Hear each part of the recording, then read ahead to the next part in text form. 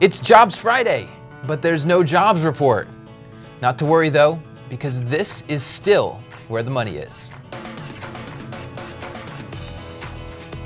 Welcome to the show. It is Friday. It is Jobs Friday, but like I said, no jobs report. But I'm still here. I'm Matt Copenheffer. This is David Hansen. And David, before we get started, Miley Cyrus in the headlines again. I'm not going to say for what. I'm not going to go there. You're not going to read that headline? I saw it. I'm not going to read the headline, but I'm going to ask you, if you had one piece of advice for Miley, what would that be? Oh my gosh. I don't know. One piece of advice? Is that a bear trap? I would just say embrace it. You might as well. It's already gone this far. Embrace it. Own it. Make something of it. I would say buy low-cost index funds because that's a good way to invest. Smart. Yeah. There you go. I figured be practical. Yeah. I don't know what to do with the rest of all of that, but I know I can tell her. Know what you know. Buy low-cost index funds. All right, we've got a great show today, but let's start with the big non-news. Headline from USA Today, no jobs report on Friday. I like the That's clarity. like the whole article there too. It's not a long article. It was like 2 paragraphs. Yeah, That's all it was. I like the clarity of that headline. No jobs report on Friday. Here's what is on the BLS website, the Bureau of Labor Statistics website. The website is currently not being updated due to the suspension of federal government services. The last update to the site was Monday, September 30th. During the shutdown period, BLS will not collect data, issue reports, or respond to public inquiries. So there you have it. Is this a concern that we're not getting this data? You're not worried about it? I'm not worried. Look, hey, there was no jobs report, and the stock market's still open. It's still functioning. Businesses are still functioning. Not to mention it's up. I don't even. Do we care? I'm just saying because some people would. They wait for that jobs report to come out and say, oh, this is going to tell me the future of the economy. So now is all of that pent-up demand getting pushed out to November, and then November will just be crazy? I wish there were fewer jobs reports. I wish it was once every 6 months. It doesn't matter that much on a monthly basis. Then we wouldn't know if we had a job. Very true. All right, moving on to the next headline, the more important headlines of the day. This one is from the Wall Street Journal. Twitter reveals $1 billion IPO. That is not the estimated valuation. That is how much they're actually raising in the IPO, $1 billion. So we talk about the banks, the investment banks. The S1 came out. It confirmed that Goldman Sachs, Bank of America, they were on this deal. What is this? Morgan Stanley. And Morgan Stanley. Can't forget them. What does this really mean for the investment banks? It means that this isn't going to be a huge deal in terms of revenue for them. They'll probably be around 2% of the $1 billion, roughly. I think they'll get like maybe $1. even less. I think they'll get $1. Yeah, probably like $1. Maybe get some gumballs out of this. A handful of gumballs. They can get a couple gumballs from this deal, but it's not going to be a huge windfall for any of these banks, especially those are the 3 big ones, but there's going to be tons of other banks that are on the deal in some capacity. So this isn't going to be a huge revenue, but it's kind of nice to say, hey, we worked on Twitter. It's a prestige thing, which is really great. It's actually really good for these banks. I mean, you'd think, okay, Goldman Sachs, what do they need in terms of prestige and in terms of pitching their services?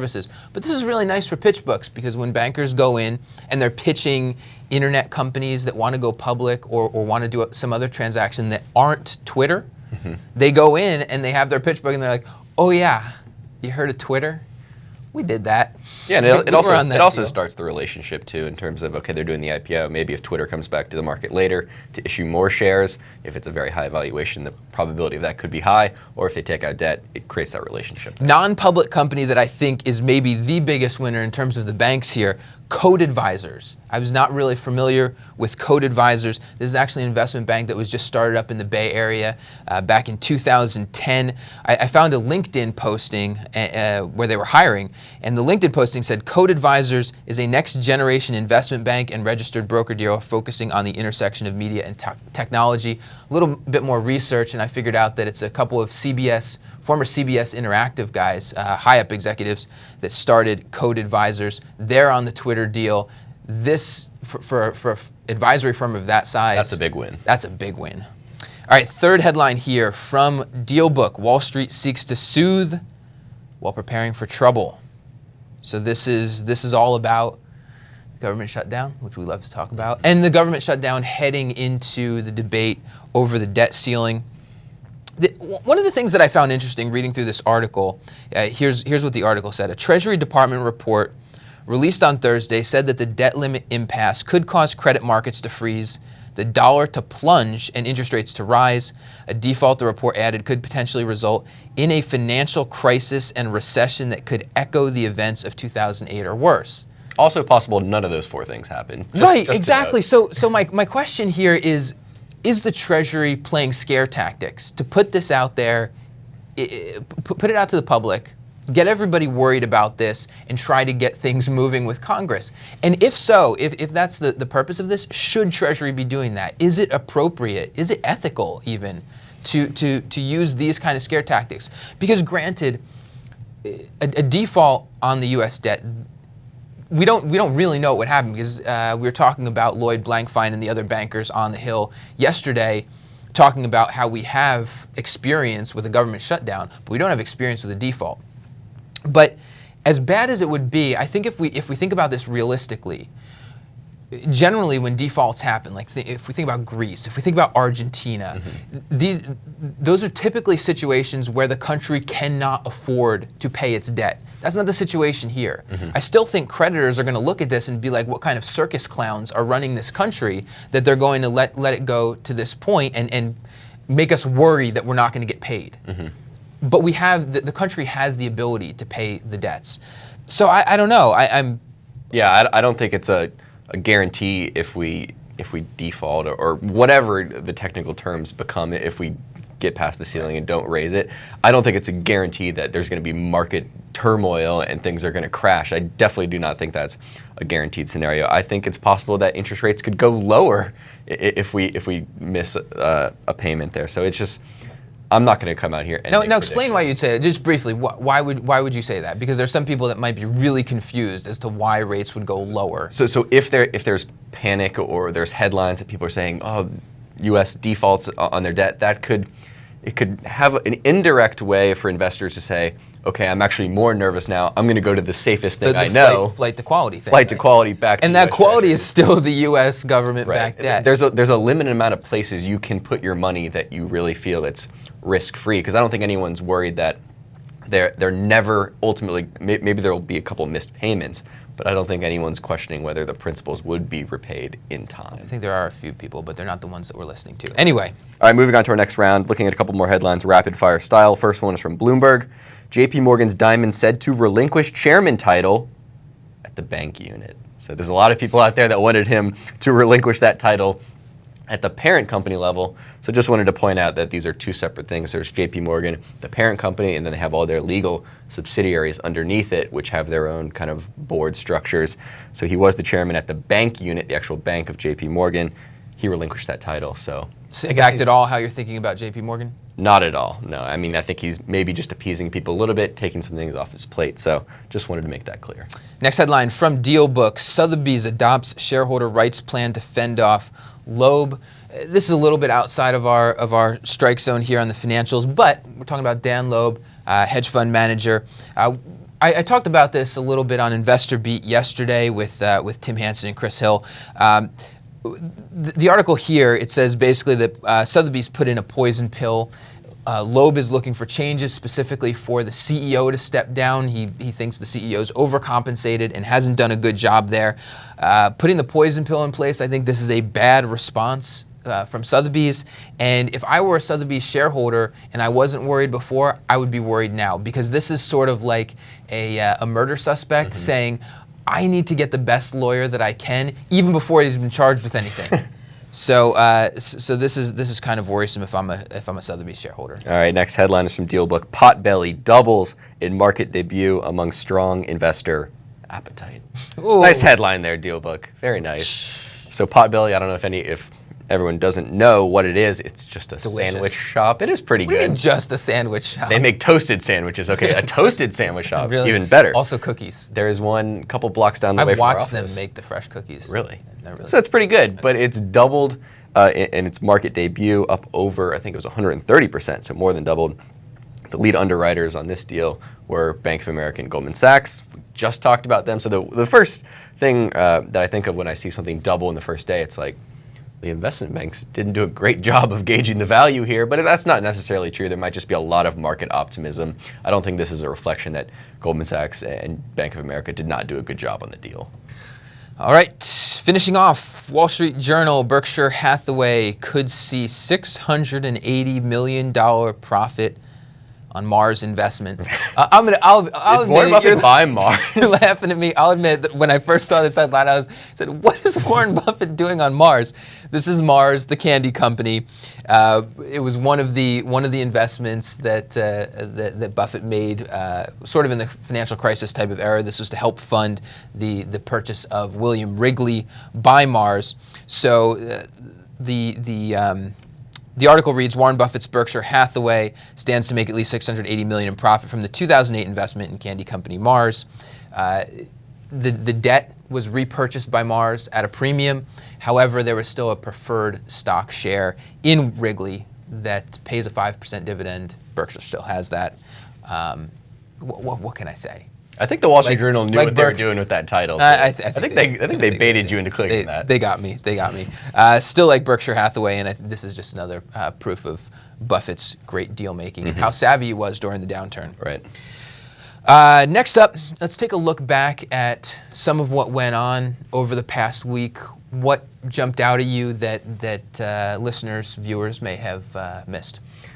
Definitely not the shutdown. Don't want to talk about that anymore. That happened. No jobs report. That happened. None of it really matters. And I know you have something similar to talk about too. Is there was a JMP real estate conference that a lot of mortgage REITs were at.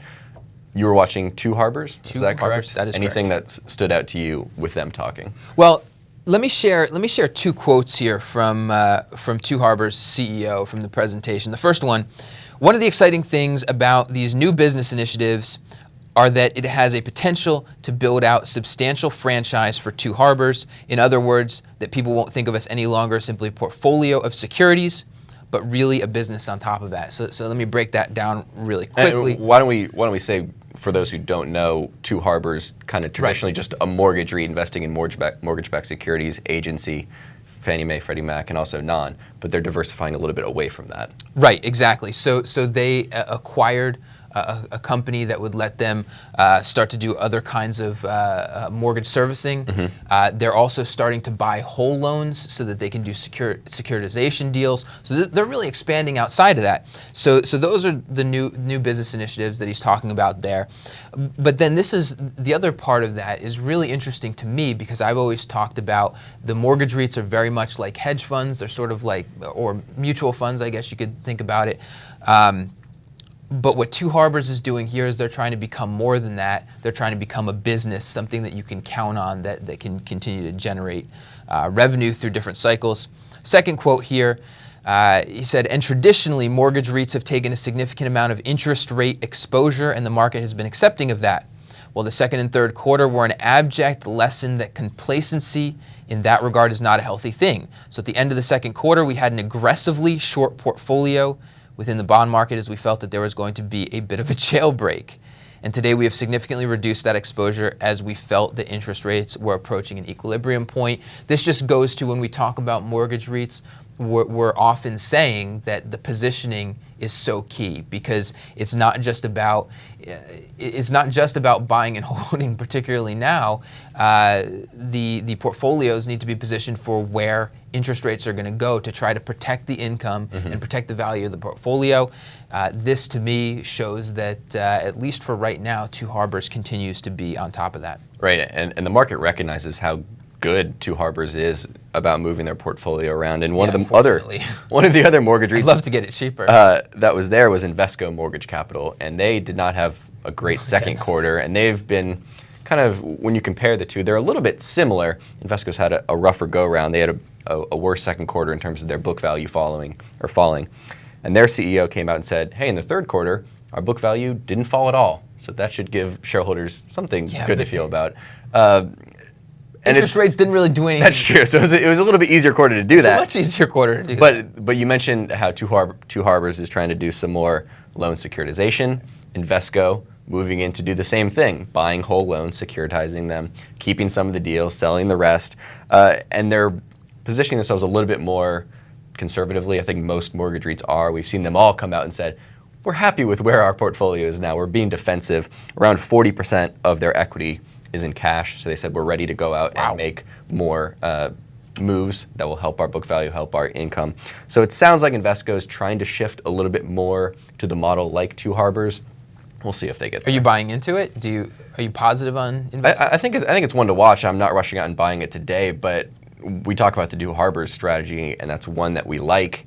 And if Invesco can tailor their business there and show that they can do it well, I think it's one to keep on your radar. Yeah, that's fair. That's fair. It's a relatively crowded space, and it's become more so over the past few years. And to me, in a space like that, pricing aside, I think you want to own best of breed. To me, Two Harbors is best of breed. Annaly Capital is right up there as part of best of breed.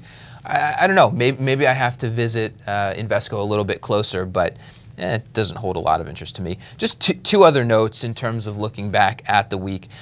Although we didn't have the jobs report today, we had the ADP employment report earlier this week. That was 166,000 private jobs. ADP doesn't take into account government jobs, so we don't have to drag there. That was lower than the 180,000 that was expected, but it was above the 159,000 of last month. And actually, that was a 159,000 that was adjusted way down from the first reading. Wait. Jobs numbers were revised? Yeah, I've never heard that. Yeah. Save it. Initial unemployment claims were also actually particularly low at 308,000 versus the expected 315,000. So, I mean, it's weekly. Sliver of good news. Yeah, it's a weekly report, but it's good news. You have anything else? I'm done. You're done? I'm done. Sure? That's it. Yep. All right. Friday. All right, it is Friday. And that also means that our game for today is Investing Chicken. Yes. All right. Investing Chicken. What we do here, we've got actually 3 stocks we're going to be looking at today. One scenario for each stock from each of us, and then we each decide whether that scenario has us selling, becoming the chicken. Investing Chicken. Yes. Investing Chicken, sorry. Investing Chicken. Come on. Brand, trademarked, Investing Chicken. I don't know that we're there yet. Not yet. All right. First company, Annaly Capital. You're a shareholder, so I'll go ahead and put this one to you. What if the government does default on the debt? Are you holding or selling Annaly Capital? Holding. I said earlier in the show, I'm not in the camp that everything's going to crash and burn if the government defaults. So they invest in agency mortgage-backed securities, which are basically government securities. Essentially, the risk profile is similar. I don't think it would be a big deal. That wouldn't cause me to sell. All right. All right. My scenario for you, for Annaly, is. So this is all scenarios. None of this is true here. Okay. So the SEC announces investigation into questionable accounting practices at Annaly. We saw something a little bit similar at Chimera, a sister company. There's some accounting questions there. So the SEC announces investigation, and some of their lenders, they rely on short-term financing, get a little bit nervous and start to pull away from Annaly. Does that make you very nervous? Wow, that's quite a scenario there. I should put that back on you, because I'm not an owner of Annaly, but like I just said earlier, I do think it's one of the best in breed. So if I was going to own a mortgage REIT, it might be that. That might, particularly given what we've seen go on at Chimera, and particularly because there's just a lot of questions. Our fellow fool John Maxfield is no fan of Annaly, and in particular, the way the company's been run internally. The compensation has been very, very high for a long time. There are a lot of interfamily relationships in terms of who's running things or has been running things. I don't know how much of that's still going on. So if this cropped up, I would be borderline selling. I would agree with you. Even though it's my own scenario, I would agree with you just because you're investing in the management here, and if the management's not integrity. You can't trust it. Yeah, if you can't trust that, then there's a question you should put your money elsewhere. It's a jockey play. All right, Visa is our next company. For this scenario, what if PayPal, the subsidiary of eBay, PayPal merges with Square, the payments company Square? Would that concern you for Visa? No, because they'd still need to use Visa for probably most of their transactions. Because when you think of PayPal and Square, they're not processing networks. They don't have their own communications with banks. Not yet. You're not thinking bigger picture. Well, this creates a big. That's not part of your scenario. Well, you got to be creative. No, I wouldn't. Some people look at PayPal and say this is the big competitor to Visa and MasterCard. That's a little bit true if they expand into other areas, but most of the PayPal payments that go through their through their system are done with Visa and MasterCard. So they're still going on the network. That wouldn't cause me to sell. My scenario for Visa for you is banks no longer issue debit cards. And that accounts for around 25 to 30% of Visa's volume. Banks just say, hey, debit cards don't make sense for us anymore with new regulations. We're getting rid of them. And I should note, this doesn't impact MasterCard as much.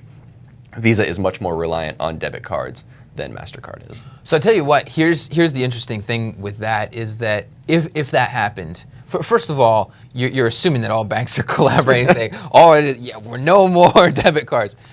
If that happened, I feel like there would be an overreaction on Visa stock, which I would look forward to because I'd really like to own Visa stock, and I don't, if an overreaction like that happened. If I was an owner and that happened, I don't think I'd be particularly concerned because it's so ingrained now, particularly in the US, using plastic to pay for everything. It would be a pain in the butt for some people that have debit cards and would now have to switch to a credit card, and it might be very difficult for some people who would have trouble qualifying for a credit card. But I don't know, you could do like prepaid credit cards and that sort of thing. So probably on the Visa. Yeah, I'm not selling. I'm not selling. All right.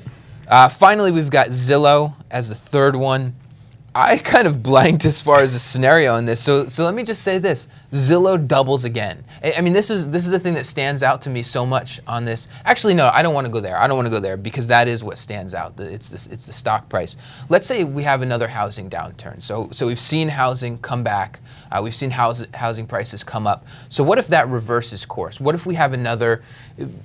It's really unusual to see house prices actually decline nationwide. What if house prices do go down, say 5% nationwide? I think it would hurt their business for sure because so many real estate agents on there that are, in terms of buying and selling houses, are subscribers to the business. But they also have a rental business. They have their kind of remodeling business where you can, what do they call it? Zillow. I even forget the name. It's a small little part of their business. So they have other parts of the business. I think people would still use the service. People need a place to live. People aren't just going to be like, I'm living on the streets now. You heard it here. People need a place to live. People still need to potentially have to sell their homes, move to apartments. So that wouldn't make me sell. I guess another part of that question is, does the company have the financial strength to live through that? I think they would. Okay. Obviously, if it was very extreme and it's something unique to their business in addition to the downturn, then no, just scenario I think is a little scarier than yours. Google introduces a real estate agent platform aimed directly at Zillow. I don't like betting against Google. That was my thought. I don't like betting against Google. That said, I don't know that I necessarily sell on that. Just because, like I said, I don't like betting against Google, but if you look, Google has its core strengths, but I'm trying to, I wouldn't be overly scared because Zillow is entrenched. It's entrenched with a few other players, and there's no guarantee that they're going to be one of the ultimate big winners in the shift to online real estate research and marketplace. But I think it's such a huge market. I don't think it's a big concern. It would be a big concern right off. Okay, fair enough. All right, finishing off the day, the show, the week on the Twitter sphere. David, what's our first tweet? First tweet, it's a twofer. We got it from our CEO and founder, Tom Gardner. He says, 3 podcasts every investor will enjoy: Econ Talk, Market Foolery, and Motley Fool Money. He conveniently leaves off Where the Money Is, which we are now on iTunes. You can search for us there. But we had a response from one of our maybe half dozens of listeners out there. This is amazing. I did not see this. From Viking999, I hope I'm saying that right. He says, you can also add Motley Fool Where the Money Is to that list. So big shout out for that tweet right there. At VIKIN999. Go ahead and follow that Twitter user. That is awesome. That is great. Okay, second tweet. We've got Nick Tamiros he's from Wall Street Journal, right? Correct. At Nick Tamiros, actual headline: higher home prices cast doubt on single-family rental investment. He says, unless, of course, you plan to sell the homes. So this is interesting. The single-family REITs that have come out there, they've acquired these homes, and the strategy is to renovate them if they need renovating and to turn around and make them rental properties to get the cash flow off them, not necessarily buy them and flip them. So he's referring to, okay, maybe they can make some profits by selling the homes in the long run. But that's not really the strategy. Like I just said, it's to rent them and get the cash flow. So when you look at a company like Silver Bay, American Homes for Rent, I know you love that name. Number four. At Silver Bay, the number of homes that are leased, that they've bought, that actually have people signed up to lease them, only around 65% have been leased. At American Homes for Rent, it's even worse, around 55% of homes. So the business itself isn't exactly doing awesome. These are very new companies. Right. So maybe there's some hope that they could sell properties if they needed to for a profit, but you really want to watch the actual business if you're investing in these. Are they getting people into the homes? Are they making cash flow? I guess, I don't know. I'm actually reading a really good book. You had recommended this to me, among others, The Outsiders. And it's all about capital allocation and making sure that you're putting capital to work where it's best used. And a lot of the CEOs in the book not only are doing things like share buybacks, dividends, that sort of thing, but divesting when it makes sense to divest. So when I think about this, I'd almost think that if I was an investor in one of these and the CEO was thinking, well, I can opportunistically sell some of these off and put cash to work for a better return elsewhere, I would be very happy to see that. I mean, the core business is the core business, but at the end of the day, you want to be creating shareholder value. Right. All right, last tweet of the day. This is an interesting one. We got it from Eddie. How do you say his last name? It's Elfenbein, right? Yeah. Yeah, there we go. During the first half of the year, Twitter had revenues of $253 million. That's what Walmart does every 5 hours. Interesting. Are you a Walmart shareholder? I am. How does that make you feel about Walmart? Good? Good. They do a lot of business. Are you a happy Walmart shareholder? Is this a stock that you're saying, I'm glad I have this in my portfolio for the next 5 years? Yeah. You are? Well, you sound so skeptical. Why are you so skeptical of that? It just seems like people are down on Walmart recently. Maybe not as a stock, but as a business, people are like, Walmart, I don't want to go there.